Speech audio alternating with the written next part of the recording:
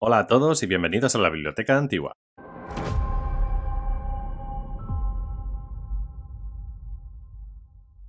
Soy curador y hoy he querido traeros algo especial, pues es una fecha de lo más descatada para este canal. Si estáis viendo este vídeo el día en que es publicado, es 22 de febrero de 2025, y eso significa que estamos de aniversario. La Biblioteca Antigua cumple un año. Hace un año, cuando publiqué el primer vídeo, jamás habría imaginado que estaríamos aquí hoy, habiendo crecido tanto como lo hemos hecho. Pero aquí estamos, y todo es gracias a vuestro apoyo y entusiasmo durante todo este tiempo. De verdad, muchísimas gracias. Para celebrar esta fecha, he querido cambiar un poquito el aspecto visual del canal, hacer algo de rebranding. Pero por supuesto, aunque estrenemos un nuevo logo, el espíritu del canal seguirá intacto. Vamos a seguir explorando misterios, personajes, eventos y dar prioridad a los temas que más os interesan. Así que no olvidéis dejárnoslos en los comentarios. Pero si entramos en vereda en el tema que cubrimos hoy, ¿os habéis preguntado alguna vez cuántas tramas dejaron pendientes los creadores de la serie Juego de Tronos? Yo sí, y hoy vamos a intentar cubrirlas todas. Para responder a esa pregunta, me puse manos a la obra e hice lo que cualquier persona razonable y cuerda haría: pasar varias noches en vela durante semanas, volviendo a ver la serie de televisión Juego de Tronos con un ojo crítico para poder traeros este vídeo. Como siempre, es posible que me haya dejado alguna trama abandonada por el camino, o que haya tramas aquí que para vosotros llegarán a una conclusión satisfactoria, pero que para mí están inconclusas. Sea de un modo u otro, dejadnos un comentario en la sección de abajo, y ya que os ponéis, dadle a suscribir, de verdad que nos ayuda muchísimo.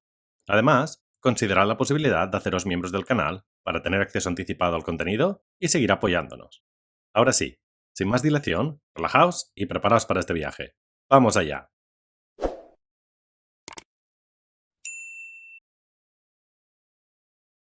Meñique y sus planes para sentarse en el trono de hierro. A lo largo de las primeras temporadas, Meñique deja claro que tiene muchísimas ambiciones de poder.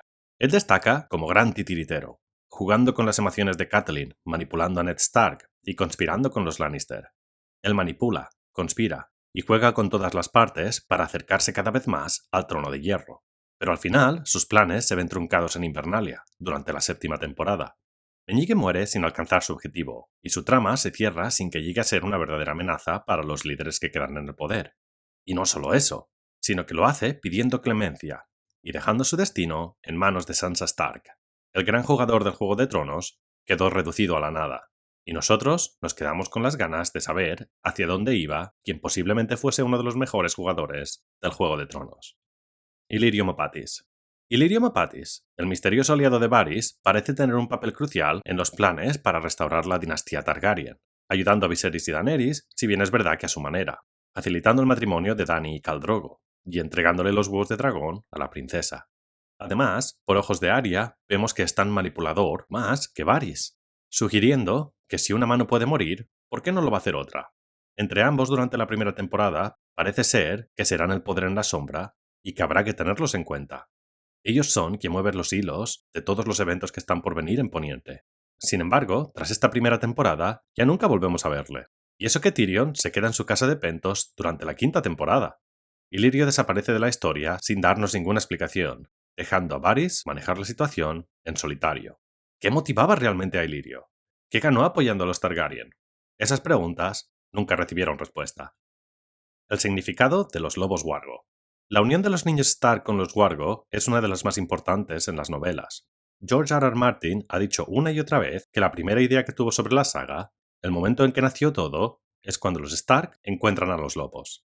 En los libros, los lobos son más que simples mascotas, como vimos en el vídeo sobre los nombres de los Wargo que os dejo en la descripción. Son una extensión de la identidad de los Stark. Su conexión es tan profunda que refleja el destino de cada miembro de la familia. Los lobos wargos son símbolos de la casa Stark, pero en la serie se quedan con más bien poco desarrollo. Cada uno de los lobos parece tener un papel importante al principio, pero conforme avanzan las temporadas, sus destinos quedan sin una resolución clara. La relación entre Jon y Fantasma se diluye. Nymeria desaparece hasta el final, y su papel queda en nada. Verano tiene un papel más bien irrelevante, y Peludo... No entremos a hablar de Peludo. Al final, la desaparición de los grandes animales dejó un vacío simbólico en la serie de televisión. Esta conexión entre los niños y los lobos se pierde por completo según avanza la historia, y el misterio de cómo llegaron al sur del muro queda completamente inconcluso. ¿Quién es Quaithe? Quaithe es uno de los personajes más misteriosos que aparecen en la segunda temporada, cuando le dice a Daenerys que debe romper las cadenas. En los libros, ella tiene un papel más oscuro y misterioso, casi de guía espiritual para Daenerys, pero en la serie de televisión, su presencia es mínima y casi evitable. Cualquier otro personaje podría haber llevado a Jorah a la misma conclusión sobre quién robó los dragones de Daenerys. ¿Para qué introducir este personaje si no iban a darnos nada más? Portadora de luz. La espada portadora de luz es clave en la segunda temporada. Es esta la que marca a Stannis, siempre según la, digamos, fiable Melisandre, como aquel que cumplirá la profecía de Azor Ahai, el príncipe que fue prometido. Sin embargo, después de su aparición, la espada se olvida por completo, y la profecía nunca llega a cumplirse.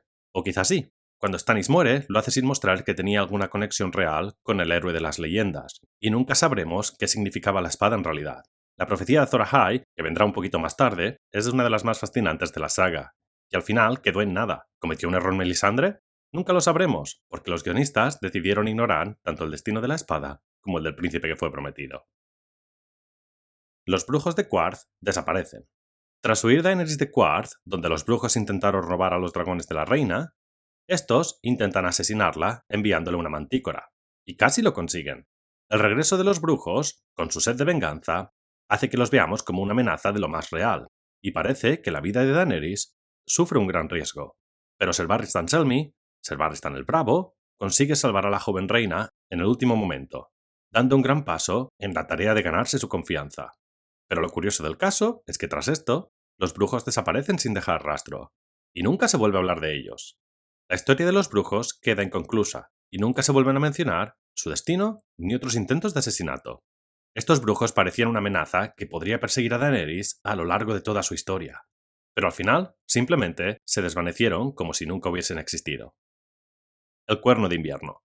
Cuando Sam encuentra la daga y las puntas de flecha de vidriagón en el puño de los primeros hombres, ahí hay un cuerno. Está en la escena. Lo podéis ver. Pero nunca llegamos a saber qué es o para qué sirve.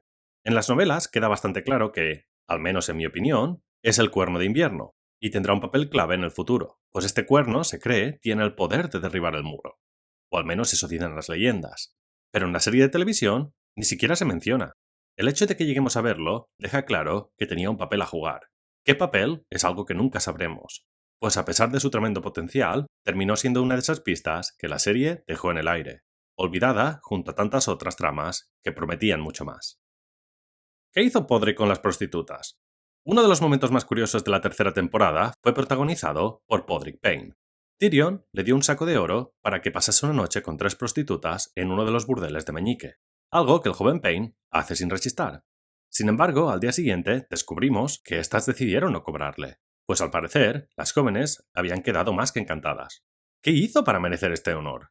Es el misterio del siglo, la gran pregunta que nunca recibió respuesta. Si es para bien o para mal, no seré yo quien lo juzgue. Taisha.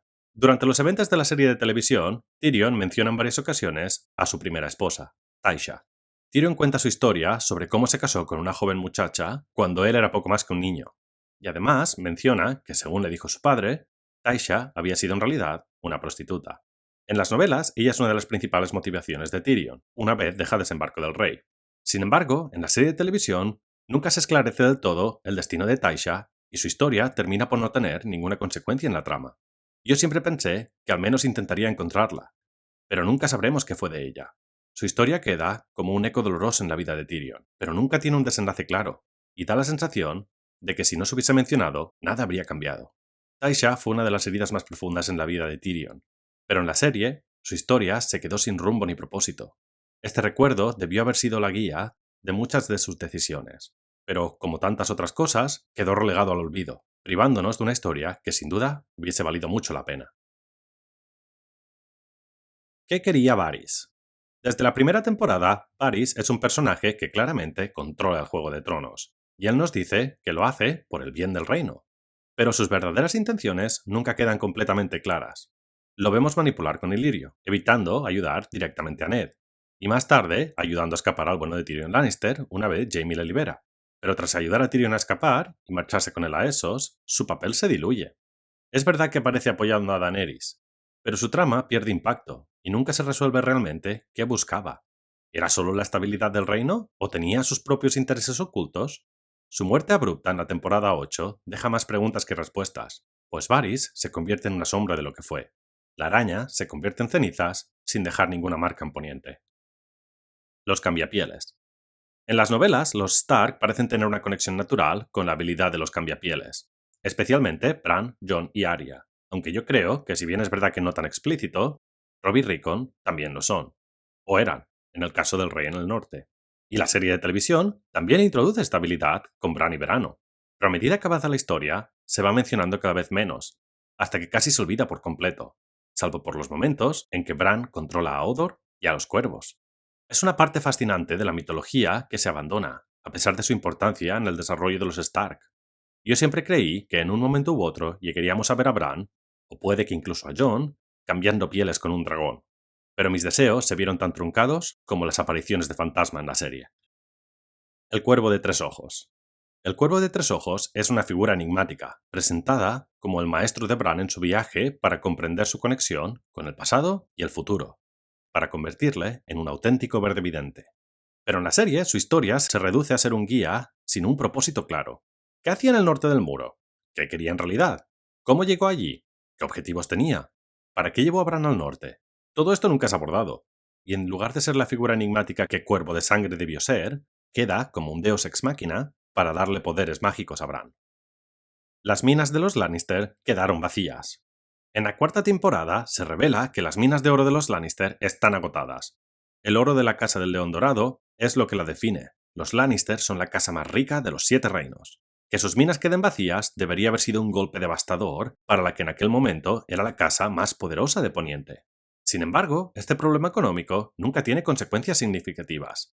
Los Lannister continúan actuando como si fueran la casa más rica de los 7 reinos, y el impacto de la falta de oro se ignora por completo, más allá de tener que recurrir al Banco de Hierro, lo que tampoco termina por representar ninguna consecuencia real.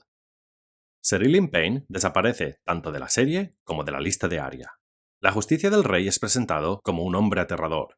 La buena de Sansa le tiene pánico. El verdugo que ejecuta a Ned Stark es un personaje clave en las primeras temporadas. Sin embargo, tras la batalla de Aguas Negras, donde jugó el papel de guardia de las mujeres y el rey, con el noble objetivo de terminar con sus vidas si Stannis se hacía con desembarco, desaparece de la historia sin explicación. Es verdad que se menciona una vez más en la cuarta temporada, pero aparte de eso, desaparece por completo. No solo de las imágenes, ya que no volvemos a verle, sino además desaparece de la lista oración de Arya Stark, y nunca se llega a abordar ni su destino ni su relevancia. ¿Qué pasa con los hijos de Craster? En el norte del muro descubrimos que los hijos de Craster son entregados a los caminantes blancos como sacrificios, y en la cuarta temporada llegamos a ver el destino del último de sus hijos. Este es un elemento aterrador y crucial en las primeras temporadas, dándole un tinte oscuro a Craster y dejando claro que la Guardia de la Noche hace lo que tiene que hacer y acepta lo que tenga que aceptar al norte del muro para sobrevivir durante sus expediciones. Pero el destino de los niños nunca se nos es confirmado. Una vez el último hijo de Craster es de alguna forma transformado, ya no se nos dice nada más sobre él. ¿Se convirtió en uno de los otros? ¿Podrá crecer y convertirse en adulto? ¿Son todos los caminantes blancos hombres transformados en otra cosa? ¿O es esta la excepción? Por desgracia, nunca lo sabremos. La corrupción de Tyrion Lannister. En las primeras temporadas, Tyrion es un personaje complejo. Puede ser tanto noble como oscuro, tanto divertido y alegre como amargo y sarcástico. Pero una vez escapa de las celdas negras y se fuga a esos junto con Varys, parece que su arco de corrupción, su capacidad para manipular, ser un borracho sin límites, cometer actos cuestionables y en general sus tendencias autodestructivas desaparecen por completo. De pronto, Tyrion se convierte en el consejero sabio de Daenerys, pero pierde la complejidad que lo definía. Los dilemas internos que definían su personaje desaparecen, y sus decisiones, que antes parecían estratégicas, ahora parecen apresuradas e incluso erráticas. En las últimas temporadas vemos que cambios demasiado rápidos de personalidad en ciertos personajes es algo que, por desgracia, ocurre demasiado. Y si no, que se lo digan a Daenerys. Pero lo peor de todo en el caso del gnomo es que no solo su personalidad cambia, sino que además sus consejos, que antes eran buenos, por lo general se convierten en un total y completo desastre. No solo pierde la oscuridad que le caracteriza, todos los matices, sino además se vuelve algo más que estúpido. El Banco de Hierro. El Banco de Hierro de Bravos se nos es presentado como una institución imponente, una amenaza constante para cualquiera que no pueda cumplir con sus deudas, pagar lo que debe. Y una y otra vez, tanto Tyrion como Tywin y la mismísima Olenna Nos dicen que el Banco de Hierro siempre cobra sus deudas. En la cuarta temporada, el banco envía a Tychon Stories para presionar a Stannis y a los Lannister, pues la corona tiene una deuda considerable con el banco.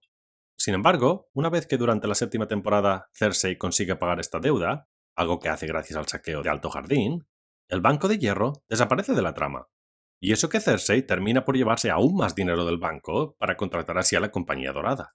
Una vez termina la guerra, ¿quién paga esta nueva deuda? El banco, que debería haber sido un jugador clave, dando favor a uno o a otro jugador del Juego de Tronos, dependiendo del momento, de quién se encontraba en mejor posición para los intereses de la institución financiera, no lo hace. En lugar de eso, simplemente no fue una amenaza, y al final desaparece. Si no se hubiese incluido, Cersei hubiese usado el oro de Alto Jardín para contratar a los mercenarios, y la historia no habría cambiado para nada. ¿Qué quieren los hombres sin rostro? La Orden de los Hombres sin Rostro es uno de los grupos más misteriosos de Juego de Tronos. A lo largo de la quinta temporada, entrenan a Arya en el templo del dios de muchos rostros, pero nunca se explica claramente qué buscan. Sus poderes están más allá de toda duda. Son asesinos infalibles, o puede que no lo sean. Quién sabe, quizá lo exploremos en un futuro vídeo. Su religión está de lo más arraigada, y a pesar de todo, su papel es completamente irrelevante. ¿Qué hacía Jaqen en el desembarco? ¿Por qué decide llevarse a Arya? ¿Sirven al dios de muchos rostros como un acto de fe? ¿O tienen objetivos más concretos? Más allá de entrenar a Arya, su función en el mundo parece limitada, y la serie deja de explorarlos tras su partida de Bravos.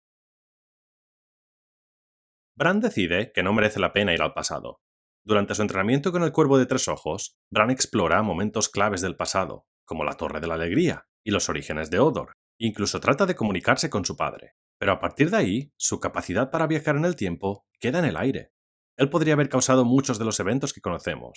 Como vemos con Hodor, él puede afectar el pasado hasta el punto de traumatizar al joven gran chico y convertirlo en poco más que una sombra de lo que pudo haber sido. Este poder podría haber afectado la historia de forma casi infinita. Las posibilidades quedaban solo limitadas por la imaginación, pero por lo que parece, los guionistas no tenían demasiada. La profecía de Cersei. Cersei Lannister recibe una profecía de mano de Maggie la Rana, siendo una niña, en la que dice que sus hijos morirán antes que ella, y que será destronada por una reina más joven y hermosa. Esto impulsa muchas de las decisiones de la reina Cersei, especialmente en lo referente a Margaery Tyrell.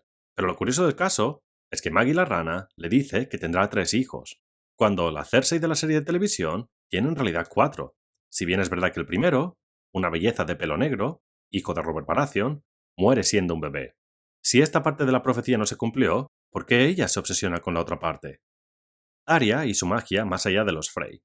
Después de terminar con toda la casa Frey, en un acto de venganza llevando la cara del hombre que traicionó a su hermano Robb, Arya nunca vuelve a usar sus habilidades mágicas de los hombres sin rostro. Y eso que, como vemos, se llevó varias caras a Invernalia, lo que hizo que Sansa dudase de ella. ¿Por qué no aprovecha sus capacidades de cambio de rostro en momentos más críticos? El poder que obtienen Bravos se convierte en una curiosidad sin impacto en el resto de la serie, y en el momento culminante, cuando acaba con el Rey de la Noche, olvida por completo todo su entrenamiento y se dirige hacia su enemigo, gritando a todo pulmón. Los salvajes al sur del muro. Durante la quinta temporada, Jon Nieve deja pasar a los salvajes hacia el sur del muro. Esta decisión es de lo más controvertida, y no solo pone en riesgo la vida de Jon Nieve, sino que de hecho termina por costarle su vida. Pero después, los salvajes desaparecen casi por completo. En teoría, debería de haber habido conflictos con los norteños y con la Guardia de la Noche, pues su guerra ha durado más de 8000 años, y de un día a otro están todos en un mismo lugar. O al menos, debería haber jugado un papel más importante en la guerra contra los otros. Sin embargo, su presencia se diluye sin explicación. Los salvajes han sido la gran amenaza contra la que la Guardia ha luchado durante años. ¿Por qué iban a aceptar que cruzasen al sur del muro? Esto termina por costarle la vida a Jon, pero una vez él vuelve, el problema parece resuelto, y la trama abandonada. La marca del Rey de la Noche. Cuando Bran decide intentar aprender más sobre los otros, espiar al ejército del Rey de la Noche, este le toca el brazo, dejándole una marca que puede que le corrompa en el futuro. La oscuridad se hace con el joven Stark. Parece que esta marca es un punto clave, el comienzo del giro de Bran hacia los otros, quizá convirtiéndose de alguna forma en el Rey de la Noche. Pero claro, esto no es así, ya que no llegamos a ver nada parecido. La marca sirve solamente como una suerte de localizador para que los otros encuentren la cueva del Cuervo de Tres Ojos, haciendo que deba abandonar su entrenamiento y dirigirse de nuevo al sur del muro. Una trama que pudo haber sido muy interesante quedó reducida a una mancha que no tiene consecuencias. Los hombres sin rostro dejan a Arya escapar sin más. Cuando Arya decide escapar, es verdad que acaba bastante herida y cae en el río donde, si somos sinceros, sus heridas debieron infectarse y ella debió morir. Esto no pasa, pero lo más curioso del caso es que los hombres sin rostro no persiguen a Arya. Después de la pelea con la niña abandonada, Arya regresa a Poniente sin que la Orden la persiga ni la mencione de nuevo. Es como si no les importara. Como casi todas las tramas que ocurren en esos, una vez los personajes abandonan la zona, se olvidan por completo. Los dragones pasan de ser encerrados a ser completamente obedientes. Durante las primeras temporadas, Daenerys tiene problemas para controlar a sus dragones. Esto queda claro cuando un padre destrozado lleva a la corte los restos quemados de un niño, llevando a la reina a apresar, encerrar y encarcelar a Rhaegal y Viserion, e intentar lo mismo con Drogon, quien no está por la labor y decide huir de Meereen por un tiempo. Pero en la sexta temporada, Drogon, Viserion y Rhaegal pasan de estar encadenados en Meereen por ser demasiado violentos a seguir sus órdenes sin resistencia alguna y volar hacia Poniente con ella, obedeciendo siempre a su madre y sin causar ningún tipo de problema. Esta transición ocurre sin desarrollo ni explicación alguna. ¿Qué tuvo que hacer Dany para llegar a este punto? ¿Cómo consiguió hacerse con el control de la voluntad de las bestias? Nunca lo sabremos. Kinvara. Kinvara es una sacerdotisa roja que, de la mano de Tyrion, apoyó a Daenerys y estaba destinada a ayudarla y acercarla a R'hllor, como estaba destinada a acercar a los sacerdotes rojos a la reina Daenerys. Por su introducción, al menos yo pensé que iba a tener un papel crucial al introducir la religión del Señor de la Luz en Meereen. Pero tras una conversación con Tyrion y Varys, nunca más se vuelve a mencionar. ¿Qué pasó con ella y su influencia? ¿Qué papel juega en la historia? ¿Para qué se nos fue introducida? La verdad, para nada. Euron prometió casarse con Daenerys. Euron Greyjoy promete llevar a Daenerys al trono de hierro al comienzo de su trama, en el discurso que termina por coronarle el rey en las Islas del Hierro. Sin embargo, una vez este construye su flota, decide poner rumbo a desembarco del rey en lugar de Meereen, llevándole en una dirección opuesta a lo que prometió que haría. ¿Por qué cambia de opinión? ¿Qué le hace querer aliarse con Cersei Lannister en lugar de Daenerys Targaryen? Este cambio repentino en sus intenciones socava la coherencia de su personaje desde el principio, convirtiendo a mi personaje preferido en las novelas en una sombra sin ningún tipo de desarrollo ni interés en la serie de televisión. Las resurrecciones no parecen costar nada. Si bien es verdad que la magia de Juego de Tronos es algo intrínseco, y el sistema por el que funciona no es ni será nunca explicado, hay algo que se nos dice una y otra vez. Solo la muerte puede pagar por la vida. Pero la resurrección de Jon Nieve plantea muchas preguntas. Beric Dondarrion menciona que cada vez que regresa de la muerte, pierde algo de sí mismo.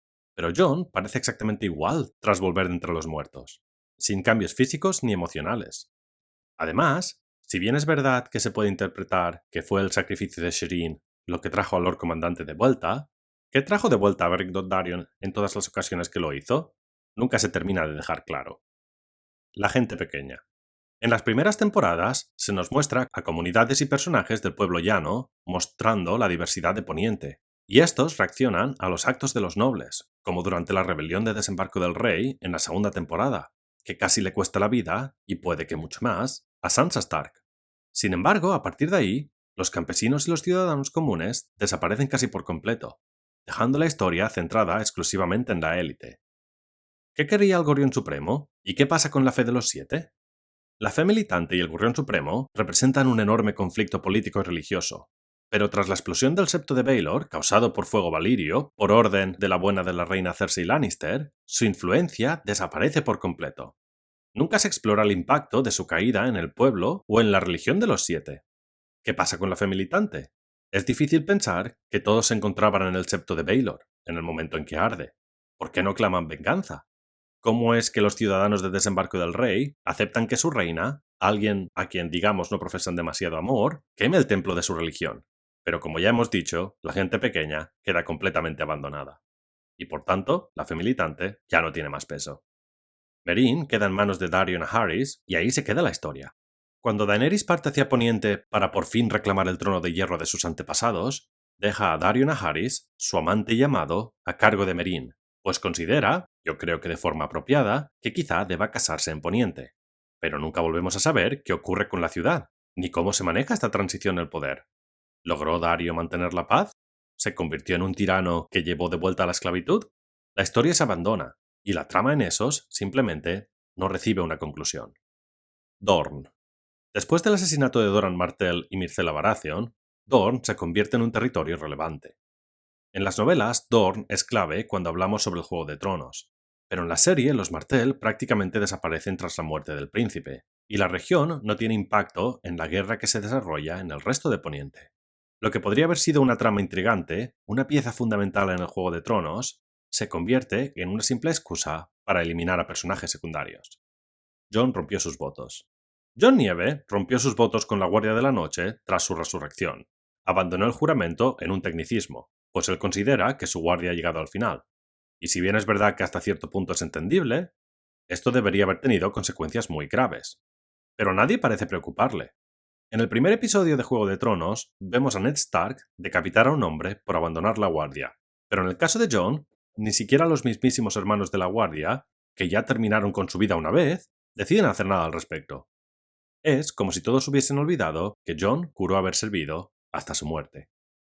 Los símbolos de los otros. Desde el principio, los caminantes blancos fueron uno de los misterios más interesantes de la serie, y uno de los elementos más llamativos para mí fueron los patrones que hacen con los cadáveres, en especial los símbolos en espiral, que a mí personalmente me recuerdan mucho a Uzumaki, de Junji Ito. Los niños de los bosques también realizan estas espirales en alguna ocasión, pero la serie nunca explica qué representan ni su propósito. ¿Qué significan? ¿Qué simbolizan? Parece claro que, dado el poder de Bran y del Cuervo de Tres Ojos, estos símbolos pueden significar la historia repitiéndose, la larga noche volviendo a ocurrir como en las leyendas. Pero hay un problema, y es que esto nunca llega a pasar. ¿Qué motivo tenían los otros para hacer estas estructuras con los cuerpos de con quienes terminaban? ¿Por qué no simplemente convertirlos en espectros para así seguir aumentando su ejército? Nunca se nos explica. La fertilidad de Daenerys. Daenerys está convencida de que no puede tener hijos debido a la maldición de Mirri Maz Dur. La Maegi le deja claro que ella no podrá tener hijos, y sus palabras, directas y considerando que se tratan de una suerte de profecía bastante claras, marcan a la joven Khaleesi durante toda su historia.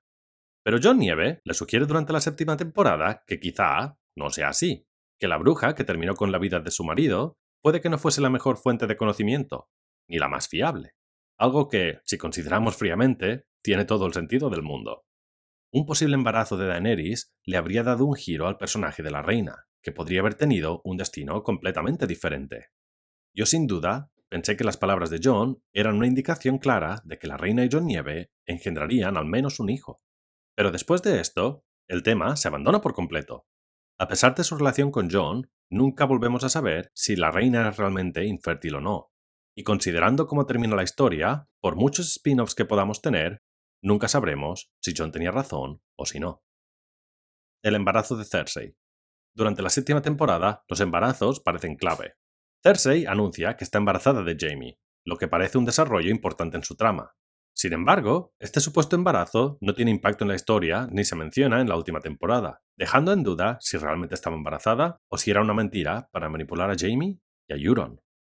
Dorne apoya a Daenerys, o al menos eso dicen.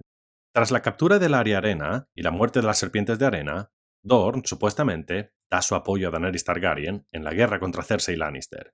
Sin embargo, nunca vemos a ninguna fuerza dorniense en acción ni a ningún líder de Dorne participando en la historia hasta que llega el consejo al final, y por descontado no aparecen en la batalla de desembarco del rey. Nymeria y su manada. Arya se encuentra brevemente con su loba Nymeria y su manada en el camino al norte. Es un momento emocionante, que sugiere que Nymeria podría volver a jugar un papel importante.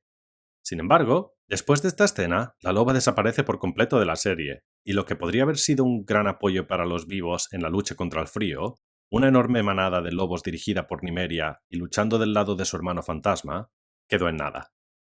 ¿Qué fue del amante de Oberyn? El Arya Arena es capturada por Cersei Lannister y es apresada en Desembarco del Rey. Se nos muestra que es forzada a presenciar la muerte de su hija Taín, pero no sabemos qué ocurre con ella después. La historia del Arya se abandona sin ninguna resolución.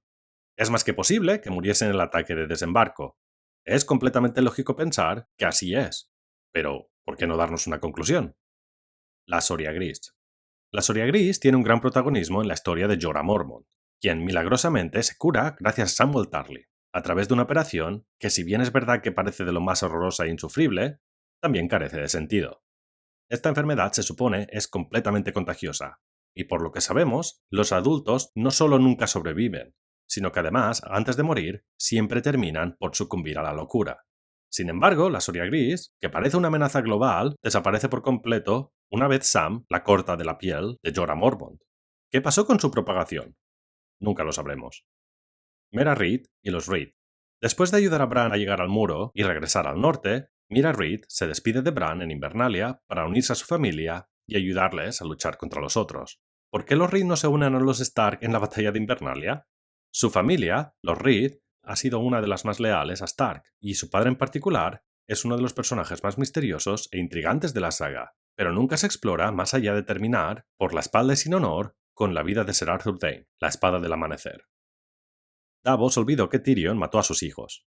En la batalla de Aguas Negras, Tyrion ordena usar fuego valirio para quemar los barcos de Stannis, en una maniobra tan cruel e infame como brillante y efectiva. Con ese movimiento consigue mermar muchísimo las fuerzas del rey Baratheon, y con esto defender la capital. Una de las víctimas del fuego verde es el hijo de Davos Seaworth. Sin embargo, en la séptima temporada, ambos trabajan juntos como si nunca hubiera pasado. Es verdad que en una ocasión, cuando el contrabandista y el enano van a desembarco, les recuerda que la última vez que estuvieron allí, Tyrion quemó vivo a su hijo, pero a partir de ahí, el tema se abandona. Como padre que soy, me parece como poco difícil que Davos, por muy buen hombre que sea, se lo tome así. Esta tensión potencialmente dramática y que debió llevar a algún tipo de enfrentamiento entre ambos, nunca se aborda ni se vuelve a mencionar. Se acerca el invierno. Las palabras de los Stark, duras y claras, una profecía de lo que está por venir. Una y otra vez se nos advierte de lo duros que son los inviernos, especialmente los que son largos. Durante 8 temporadas se nos advierte constantemente que el invierno se acerca, una amenaza que parecía ser el gran conflicto de la serie. Sin embargo, el invierno llega y se va casi tan rápido como el Rey de la Noche. Nunca vemos las consecuencias de este invierno apocalíptico, este frío artificial que los otros traían. ¿Qué querían conseguir los otros? ¿Por qué no terminan con Sam en el puño de los primeros hombres? ¿Qué objetivos tenían? Está claro que estas criaturas una vez fueron hombres, y parece que en mayor o menor medida tienen algo de inteligencia. ¿Por qué quieren atacar al sur? Y más importante aún, ¿por qué lo hacen ahora? Han pasado milenios desde la última larga noche. ¿Qué ha cambiado? Por desgracia, nunca se nos dice. Las campanas. El episodio final de Daenerys como conquistadora se centra en su decisión de destruir Desembarco del Rey, incluso después de que las campanas anuncien la rendición. Tyrion lo dice una y otra vez: si escucháis las campanas, es que Desembarco se ha rendido. Y durante el ataque, la gente de Desembarco grita y pide que hagan sonar las campanas en señal de rendición. Sin embargo, esto no tiene ninguna base, ya que contradice gran parte del desarrollo anterior. Pues como Davos ya nos había dicho, las campanas no significan rendición, y Davos era de Desembarco del Rey. La Guardia de la Noche. Al final, cuando Jon es apresado por acabar con la vida de su tía y amante Daenerys, él dice que sigue siendo miembro de la Guardia de la Noche. Pero, ¿por qué la Guardia sigue existiendo? Él regresa a la Guardia, pero la misión de la Orden es luchar contra los otros, los cuales fueron eliminados por la gracia de la daga de acero Valirio y de Arya Stark. La Guardia ha cumplido su misión. ¿Qué sentido tiene que sigan existiendo? Si los salvajes siguiesen al norte del muro, sería entendible, pero estos también cruzaron al sur. No quedan amenazas en el norte. Para mí, no tiene ningún sentido. Y si aún queda alguna amenaza más allá del muro, tampoco se nos dice o se explora en lo más mínimo. Desafortunadamente, con la cancelación de la serie de Jon Nieve, nunca lo sabremos. Pero si hacemos caso a las declaraciones de Kit Harington, este spin-off se canceló por no encontrar una historia que mereciese la pena ser contada. Así que, ¿por qué la Guardia sigue vigilando el norte? Será un misterio que nunca tendrá respuesta. El parentesco de Jon. Ya en la carta de 1993, donde George R. R. Martin explica la idea inicial que tenía para sus novelas a sus editores, queda claro que el auténtico parentesco de Jon Nieve va a ser una trama clave en los capítulos finales de la historia. Y durante muchos años pareció que sería así. Bran descubre quién son sus padres mirando a través de los árboles y el tiempo, y con la ayuda de lo que descubrió Sam en Antigua, se dan cuenta que no es Jon Nieve, ni Jon Arena, sino Aegon Targaryen, el hijo de Rhaegar Targaryen y Lyanna Stark, y por tanto, quien tiene más derecho, por nacimiento, al trono de hierro. Esta relevancia parecía estar destinada a jugar un papel clave en la historia. ser uno de los puntos de conflicto claves. Y de alguna manera lo fue, pues pone punto y final a la relación entre Dany y Jon, pero no pasa nada más. Los señores del norte deberían haberse lanzado en armas. Poniente debería haberse partido apoyando a uno u otro Targaryen, llevando a una segunda danza de dragones. Una gran guerra civil que habría hecho temblar los cimientos de los 7 reinos. Sin embargo, la revelación, que debió cambiarlo todo, no cambia nada. Jon decide que él no quiere el trono, y ahí se acaba la trama. La redención de Jaime. Jaime Lannister es uno de los personajes con un viaje más interesante. Durante la serie se enfrenta al peor enemigo que nadie puede enfrentarse, a sí mismo, y pasa de ser un hombre arrogante a un hombre roto, que pierde aquello que lo define. Al principio solo le importaba su hermana, y también, aunque en menor medida, su hermano Tyrion. Pero él se convierte en un hombre que intenta hacer lo correcto. El perder su mano, la promesa que le hizo Catelyn y sobre todo Brienne de Tarth, cambian al capitán de la Guardia Real. Pero todo este crecimiento, esta historia que pintaba iba a ser una de las más satisfactorias, queda completamente en nada cuando abandona el norte para, de nuevo, unirse a su hermana Cersei en la capital y morir con ella. No es ningún secreto que yo soy de la opinión que Jaime será el Valonqar en las novelas, y que terminará con la vida de su hermana si es que en algún momento vemos el final de la saga. Pero en la serie de televisión pasamos de tener una gran historia, un gran personaje, a la nada más absoluta.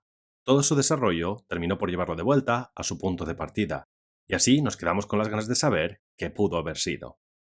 La Compañía Dorada. La Compañía Dorada llega a Poniente como una fuerza supuestamente formidable, con 2000 caballos, aunque si bien es verdad que sin elefantes para la frustración de Cersei. Esta compañía de mercenarios es considerada la mejor del mundo de Canción de Hielo y Fuego, con una historia legendaria, pero lo único que hacen es acto de presencia en las murallas de desembarco del rey. Una vez Dany ataca, son derrotados sin llegar a ofrecer ningún tipo de resistencia. Las Islas de Hierro piden independencia. Yara Greyjoy apoya a Daenerys bajo la promesa de que las Islas del Hierro serán independientes. Ellas sellan el pacto en Meereen. Sin embargo, tras la muerte de Daenerys, esta promesa desaparece, y no se menciona en el nuevo orden. Al final de la serie, cuando Bran es coronado rey, porque su historia, de acuerdo con los guionistas, es la mejor historia, Sansa declara que el norte seguirá siendo independiente, y nadie levanta la voz. Pero Yara, que está presente en ese consejo, no abre la boca sobre cómo se lidiará con las Islas del Hierro, y Bran Stark, el roto, es coronado rey de los 6 reinos, dejando claro que las Islas del Hierro, a pesar de haber luchado por su independencia desde antes del comienzo de Juego de Tronos, no consigue su objetivo. Los Dothraki. Los Dothraki jinetes de sangre tienen el deber de, tras la muerte de su Khal, vengarle, y una vez lo consiguen, llevan a la Khaleesi Baes Dothrak y luego deben terminar con sus propias vidas. Daenerys Targaryen nombró a todos sus Dothrakis jinetes de sangre, y a pesar de esto, la Horda no termina con la vida de Jon Nieve, quien, si bien con razón o sin ella, terminó con la vida de su reina. Además, tampoco deciden por quitarse la vida, o en el peor de los casos, nombrar a Jon nuevo Khal, aquel que había sido lo suficientemente fuerte para acabar con la vida de la Khaleesi. Es verdad que esperar que todos los jinetes acaben con su vida es demasiado pedir. Al fin y al cabo, son hombres, y nadie es perfecto. Pero el caso es que ninguno de ellos toma cartas en el asunto.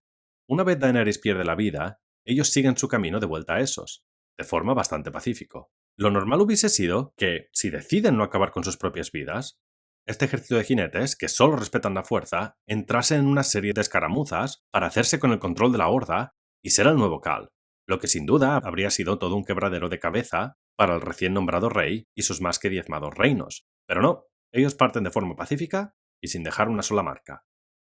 ¿Qué pasa con las religiones de los 7 reinos? Durante la serie, varias religiones tienen papeles significativos. El Señor de la Luz, la fe de los 7, los antiguos dioses, pero en la última temporada, estas creencias quedan completamente ignoradas. ¿Qué religión queda como la religión de los 7 reinos? ¿Qué pasa con los fanáticos de R'hllor que acompañaron a Stannis? ¿Qué ocurre con la fe de los 7 tras la quema del septo de Baelor? ¿Qué piensan los norteños de que el rey Bran pueda comunicarse con los arcianos? Y más importante aún, ¿qué opina el pueblo llano de que su nuevo rey no tenga ninguna relación con sus dioses y sea casi un avatar del dios del norte? Sansa y Tyrion siguen casados. La boda entre Sansa y Tyrion ocurre en la 3ª temporada, y aunque no consumaron su matrimonio, técnicamente tampoco llegó a anularse. Este detalle nunca se aborda en el desenlace de sus historias, por lo que la mano del rey Bran y la cabeza de la casa Lannister y la reina en el norte siguen legalmente casados. Es verdad que Bran, como rey, y puesto que, como ya hemos visto, las religiones no parecen jugar un papel en la política de Poniente, podría anular el matrimonio con un real decreto. Y quizá lo hiciera. O quizá no, pues este detalle, que es un punto tremendamente importante para la trama, nunca llega a abordarse durante su conclusión. ¿Qué pasó con el Señor de la Luz? El Señor de la Luz tiene un papel crucial dando a Stannis el poder de terminar con su hermano Renly, y maldiciendo a Robb y Joffrey. Además, es el poder con el que Jon vuelve a la vida. Pero después de esto, desaparece completamente de la narrativa.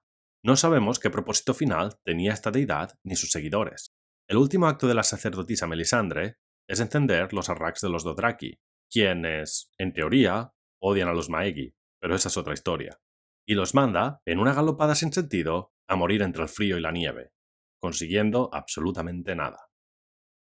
Cersei contrata a Bronn para matar a sus hermanos, pero evita que maten a Tyrion. En la octava temporada, Cersei le encarga a Bronn que mate a Jaime y Tyrion. Qyburn incluso lleva al mercenario la ballesta con la que Tyrion terminó con su padre, para darle un impacto más dramático. Sin embargo, Bronn nunca cumple este encargo, y la tensión de este conflicto se diluye sin consecuencias. Además, Cersei tiene la oportunidad de acabar con la vida de Tyrion desde las murallas de desembarco del rey, pero evidentemente opta por no hacerlo. ¿Por qué terminar con Missandei y no con el hermano al que tanto odia? La carta de Varys.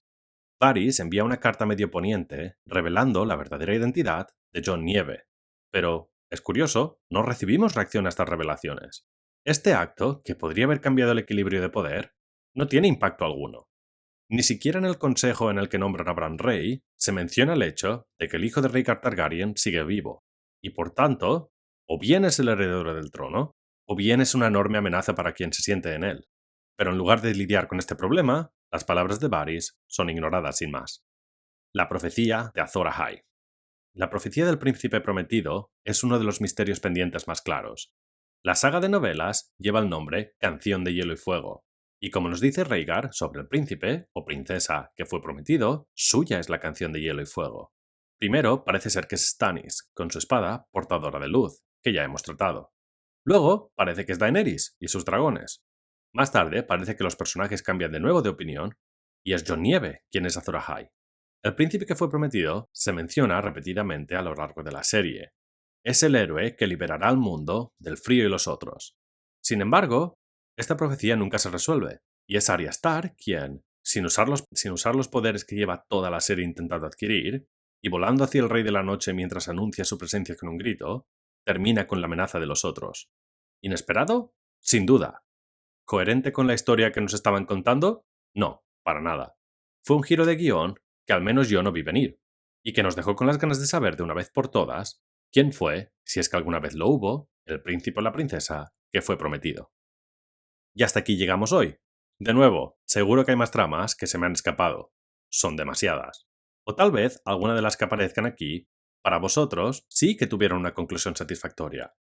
Si es así, no dudéis en dejarnos vuestra opinión en los comentarios. Me encanta leerlos. Y como siempre, gracias a todos por escucharme. Y por supuesto, gracias a todos por estar ahí apoyándome tras todo un año. Si queréis ayudar al canal, lo mejor que podéis hacer es darle a suscribir y dejad un comentario con qué temas queréis que tratemos en el futuro. ¡Hasta pronto!